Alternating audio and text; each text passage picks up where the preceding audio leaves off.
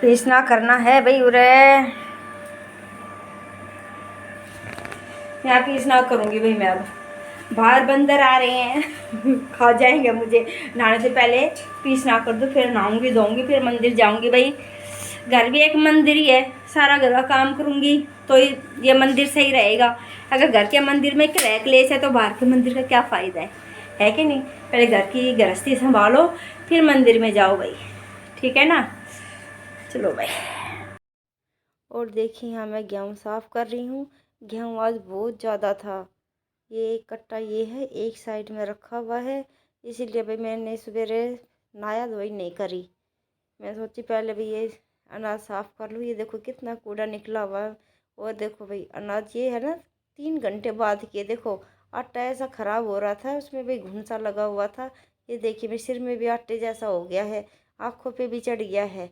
और फिर भी भाई मेरे को क्या हो गया, अभी मैंने भाई नहाने धोने के बाद फिर मैं आ गई भाई इधर।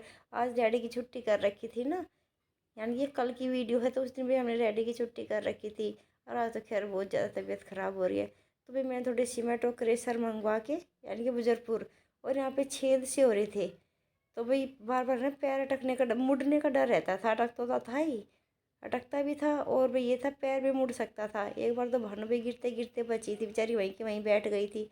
तो मैं सोची थी मैं करूँगी, ज़रूर काम करूँगी, लेकिन पता यहाँ रेडी खड़ी रहती है ना, तो बिल्कुल भी टाइम नहीं लग पाता था, क्योंकि हमेशा गिल्ला ही रहता था। तो भाई मैंने लवली से भी 1 किलो सीमेंट मंगवाई, 1 किलो क्रेशर मंगवाया। वैसे ज़रूरत तो बहुत ज़्यादा की थी, क्योंकि मुझे और भी कई जगह भाई ये क्रेशर ये भाई मसाला लगाना था, लेकिन मसाला कम पड़ गया। मैं सोची कि चलो कोई बात नहीं, फिर देखी जाएगी, लेकिन जहाँ ज़्यादा ज़रूरी था, ये यहाँ पे पैर अटकता था, यहीं पे बार बार बैठ के बर्तन मांजती हूँ, यहीं पे ये रेडी का सारा भाई सामान तैयार करते हैं, आलू धोते हैं, कहीं पता नहीं कोई बड़ा नुकसान ना हो जाए, कहीं चोट फेट ज़्यादा हो जाती, इसलिए भी सबसे पहले मैंने यही किया। हाँ छोटा मोटा मैं काम वैसे कर ही लेती हूँ, हल्का फुल्का भाई, जैसे कि ये है। हाँ भाई ना से हाँ, अभी इस काम के लिए काम मिस्त्री को बुलाना होता है, वही छोटा मोटा ये काम हो ही जाता है। जैसे कोई तार बदलना है, कोई वही प्लग लगाना है, या मशीन वॉशिंग मशीन में पीछे से खोल के देखना, खुद की ही अपनी वही सिलाई मशीन देखनी है भाई। हाँ छोटा मोटा, ज़्यादा नहीं, मैं ये नहीं कह रही मैं मैकेनिक हूँ, मैकेनिक तो नहीं हूँ, लेकिन हाँ फिर भी हो जाता है अपना भाई, इतना तो भाई हर औरत भी कर ही लेती है। बस ये है कि लवली के किसी के भाई आदमी कर लेते हैं, घर के पुरुष, लेकिन ये लवली के पापा को भाई ये कोई भी काम नहीं आता है, बस एक रेडी के अलावा। तो भाई ये तो छोटा मोटा भी मैं कर ही लेती हूँ। और लवली भाई ये है कि वो कह रहा चलो भाई आप अपने हिसाब से करो, मैं करूँगा तो फिर आपको पसंद नहीं आएगा। वो मेरी वीडियो बना रहा है। और भी ये सारा काम करने के बाद, अनाज साफ़ करने के बाद, बाहर का वो भाई मसाला लगाने के बाद, और मैं यहाँ आ गई हूँ भैया हरा साग साफ़ करने के लिए। एक तो मैं पहले से इतनी थकी हुई थी, लेकिन अगर ये भी साग अगर बासा हो जाता तो उसके बाद फिर क्या फ़ायदा था, क्योंकि भाई साग अगर बासा हो जाता है, फिर मैं चढ़ाती हूँ ना, तो फिर ये ख़राब ही रहेगा, अलसा जाएगा, घुटेगा भी नहीं। इसलिए मैं सोची भी साथ के साथ है ना भी कुछ भी सही। शायद ये कल की थकान ही इतनी ज़्यादा मुझे परेशान कर गई कि मेरे को भाई बुखार हो गया है, और मेरे होठ के पास है ना एक फाला सा हो गया है। भाई हरियाणवी भाषा में तो यही कहते हैं बुखार पा दिया, और मुझे नहीं पता भी क्या कहते क्या नहीं कहते। ऐसा फाला हो गया जैसे कि भाई मकड़ी जैसा नहीं हो जाता है, और फिर छोटे छोटे और भी दाने हो जाते हैं, और वो होठ पे कई दिन बाद ही ठीक होता है। पानी पीते हैं तो भाई लगता है। बस ये परेशानी हो गई है। ये देखो भाई साग साफ करने में बड़ी महाभारत लगती है।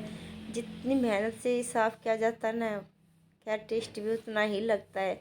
लेकिन पता है क्या, बाल्टी से भी बाल्टी भर हरा साग हम भाई संवारते हैं मतलब सुधारते हैं, और भाई उबलने के बाद बिल्कुल छोटे से डोंगे में आ जाए, बस इतना सा हो जाता है कि नहीं। पर हाँ ये है कि बच्चे नहीं खाते हैं, उनका मन किया तो खा लिया, नहीं तो ना। तो बेटी खा के खुश है हरा साग। भाई हम भी इनकी उम्र में है ना, हम भी नहीं खाते थे। हम का मतलब मैं अपने कह रही हूँ, मैं भी नहीं खाती थी भाई, इतनी इनकी जितनी उम्र की थी। ये कड़ी हो गई, करेले हो गए, पालक हो गई, हरा साग हो गया, घिया तोरी टिंडा, ये मैं नहीं खाती थी। अब भाई वही है, अब उम्र के हिसाब से ये चीज़ें अच्छी लगती हैं। सच्ची बताऊँ, मेरे साथ तो ऐसा ही, मेरे तो उम्र के हिसाब से है ना पसंद बदलती जाती। मुझे करेले टिंडे घिया तोरी बिल्कुल पसंद नहीं थे, ना हरा साग। और अब ये चाहे मुझे कभी भी दे दो, पर हरा साग तो पता है क्या, सीजन में सब 3-4 बार ही बनाती हूँ, क्योंकि इसमें बहुत टाइम लगता है। पूरा दिन तो पता है क्या साफ करने में निकल जाता है, इतना ही कूड़ा निकलता है इसके अंदर, इतना ही हरा साग साफ होता है। यानी कि मान लो आप 4 किलो सामान लेके आए हो ना, तो उसमें समझो 2 किलो तो आपको कूड़ा ही निकलेगा, ये है। और पता है जो सरसों लेके आए थे ना, सरसों ऐसी कच्ची कच्ची नहीं थी, इनको देखनी नहीं आई, ऊपर की जो होती ना अच्छी गोब वाली सी जो होती है, वो पहले से ही किसी ने ना तोड़ रखी थी, बस तो साइड के बड़े बड़े पत्ते थे। अब मैंने बड़े बड़े पत्तों का क्या किया कि ऊपर के उनके डंठल जैसे थे ना दूर कर दिए, नीचे के पत्ते पत्ते ले लिए।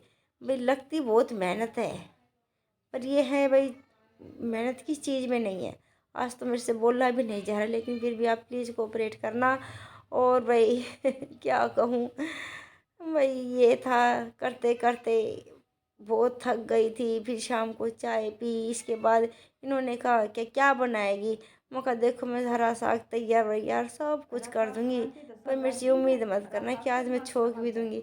ये बोले चलो कोई बात नहीं, मैं ऐसे ही खा लूँगा। मैं कहा ऐसे ये तो वैसे भी सचमुच में भाई घोटने के बाद मैंने घोट घाट दिया था, अच्छी तरह से उबाल दिया था, घोट दिया था, लेकिन पता है मैंने वो नहीं किया, उससे क्या बोलते हाँ आलन भी लगा दिया था, छोका नहीं था, क्योंकि मैं इतनी थक गई। ये देखो भाई ये तो कूड़ा निकला, इतना सारा कूड़ा है, ये देखो कितना कूड़ा। और भाई इसमें ये नीचे टप में ये साग है, इतना कूड़ा निकला हुआ है। और कितने किलो था फिर ये उबालने के बाद हो जाएगा। ये भाई अब धोऊंगी 2-3 बार, काटा पिट्टी करूंगी ना, 2 बार धोऊंगी वो। ये देखो ये कोरा दीवला है, चीक सा जिसको बोलते हैं, इसके ऊपर ये है ना गोला काट रखा है ऐसे, तब ये भाई मैंने यूं करके नहीं काट रखा, यूं लंबाई जो दिए की चोंच बन जाए। और इसमें है ये 365, ये कच्चा सूत है, और इसके अंदर है भाई तुलसा जी की डंडी, क्योंकि विष्णु भगवान की जोत है ना, ये बैकुंठ चतुर्थी है, तो इसलिए इसमें तुलसा जी की डंडी भी डाल ली अभी मैंने। अब इसके ऊपर यूं रख के स्टैंड बन जाएगा, ताकि लुढ़केगा ना इधर उधर। ये है भाई तिल का तेल, तो भी कहते हैं कार्तिक महीने में ना तिल के तेल का बहुत महत्व है, बहुत महत्व है भाई तिल के तेल के दिन भाई जोत जलानी चाहिए कार्तिक के महीने में। और वैसे भी भाई एक वो है एक किस्म से भाई ड्राई फ्रूट है, जोत की डिब्बी भी लेके जाऊंगी, मेवे में आता है, तिल के तेल में ही कार्तिक के महीने से लेके फागुन तक के आगे तक ही हो जाएगा। वो उसकी जो जलाते इस साइड से ये भीगी है क्योंकि ये तो चोंच मेवा इसकी, है, अब इस साइड से मेवे में आती है वहाँ ना, जाएंगे, भगवान के भोग में प्रसाद अभी ये वहाँ हर जला चीज में, क्योंकि एक मेवा है ये ऐसी वैसा। अभी मैं आपको पास से भी दिखाती हूँ। बल्कि सरसों के तेल का अन्न भी आ जाता है। अभी तैयारी हो गई है ना, अब मेरे को कोई चिंता नहीं, मैं अपने दूसरे काम में लगी रहूंगी आराम से। ये देखो पास से इस तरह से दिखाई दे, ये दीवे पे रखी हुई है, और ये दीवे पे रख के लेके जाएंगे, कोरा दीवा है नीचे स्टैंड की तरह काम करेगा। और यहाँ एक साइड में मैं दूध गर्म कर रही हूँ, एक साइड में धीरे धीरे मैं ये देखो साग छोक रही हूँ, छोक क्या रही हूँ, घोट रही हूँ। और छोकना दिमाग में रहता है भाई, ठीक है भाई। इसके साथ ही भाई मैं अपनी वीडियो समाप्त करती हूँ। अगर आपको मेरी वीडियो पसंद आए तो प्लीज़ लाइक शेयर और सब्सक्राइब ज़रूर करना, और लाइक करना मत भूलना। पता नहीं देख लेते अब तो अपने भी लाइक नहीं करते हैं, है कि नहीं। और भाई अगले दिन की है छोटी सी क्लिप है कि भाई मैं ज़रा सा साग इसके पापा के लिए छोक रही, बच्चों के लिए देखो दूसरी कढ़ाई में मैंने आलू गोभी की सब्ज़ी बनाई है, ये खाते नहीं है तो बस मेरे को इनको ही खाना है। और इसमें देखो हरे साग में मैं हल्दी नहीं डालती हूँ,